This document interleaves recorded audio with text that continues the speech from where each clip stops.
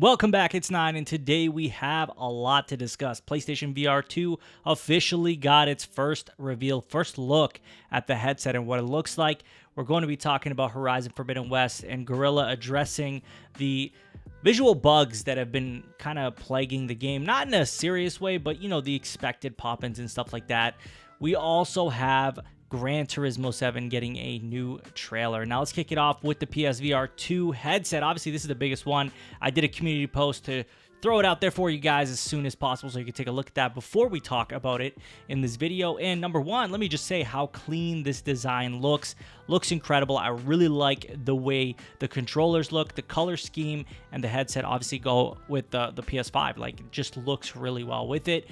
They do talk about balance, making sure the headset is not heavy, making sure that it's well ventilated to, you know, kind of not feel suffocating or get really fogged up when you are in intense gaming sessions, which I like. I think that's a great idea. I've tried out the original PSVR headset. I felt like there was definitely room for improvement on PSVR 1, but obviously it was the kind of the inception, their first step into virtual reality. So naturally with the second one is going to be a huge step up.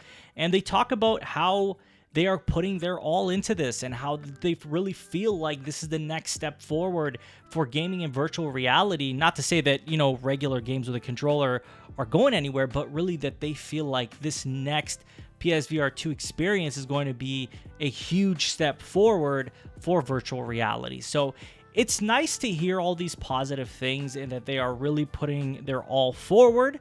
I think it's reassuring as somebody who wants to buy this headset.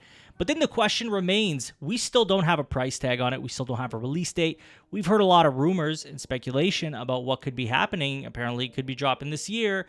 And still, we've got some time. Like, we got a lot of time left till we even start discussing this, which I really, truly believe that we're going to be getting more information in the spring. I feel like there's going to be a showcase.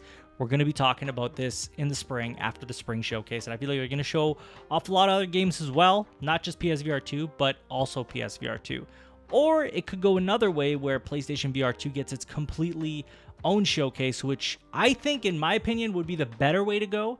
Because then you could kind of like separate it from the PlayStation 5 experience of a controller and playing the games, right? Because it is kind of new hardware. That's exactly what it is.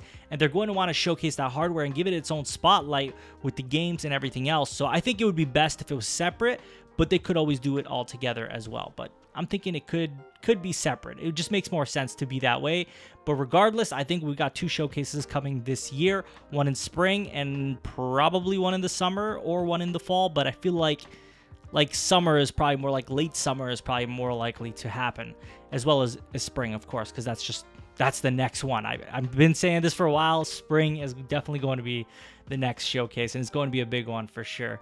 Now, next up, I want to talk to you guys about Horizon Forbidden West. There's been a lot of discussion, a lot of, you know, screen caps, a lot of video showing the different visual bugs that there are. Again, visual bugs, not major bugs. There was the one case of someone stating that they had their console bricked by Horizon Forbidden West, but that's the only one case I've heard of. So I'm not sure if this is a common issue. I highly doubt it is, because it's the only person I've ever heard online talking about it breaking their console, which sucks regardless. But Guerrilla addresses this on Reddit. They say, "Hey everyone, thank you for sharing your various visual issues with us via our support forum.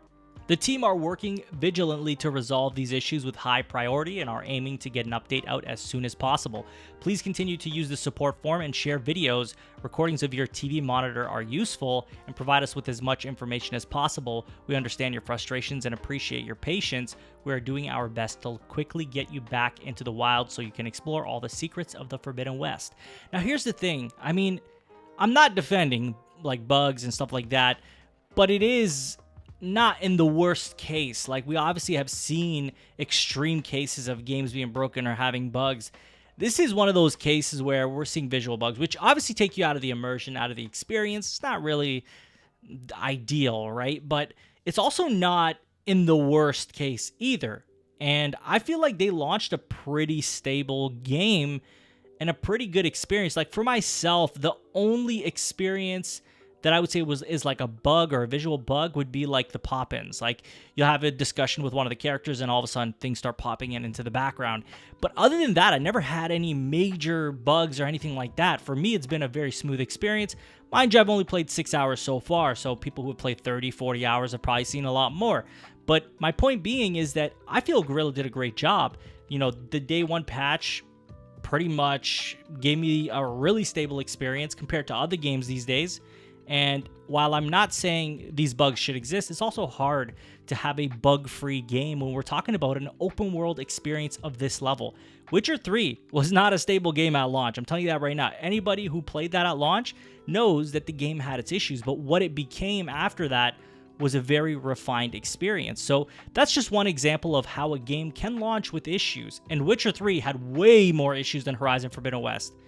And then it can become a very refined experience. So I think within a year, Horizon Forbidden West will likely not have any of these issues, and it'll be super refined. But we got to be patient with them. They did drop this game just recently. You know, I understand it was delayed, but they were also trying to avoid crunch, which is a big deal. And I think it's worth it to have that delay, to avoid crunch, and just have a few bugs rather than like major issues. It's just my opinion. I know some people probably completely disagree with me, but that's the way I feel. So it's nice to know that Guerrilla is addressing it, saying, hey, we understand this is happening. We're going to do our best to make sure this gets fixed. And I think that's a lot of good games in a short period time frame. But that's all I have for you guys in today's video. I'd love to hear from you. What do you think of the PSVR 2 headset, the price, the release date? What do you think? How do you feel about Guerrilla Games' response to Horizon Forbidden West? And lastly, are you buying Gran Turismo 7? Let me know in the comments. And as always, if you have not subscribed already, please hit that subscribe button, hit that notification bell to get notified about all my upcoming videos, and hit the like button. It helps the channel a ton. You can follow me on Twitter and Twitch. Links will be in the description, and share this video with a friend. I will talk to you all on the next one. Take care.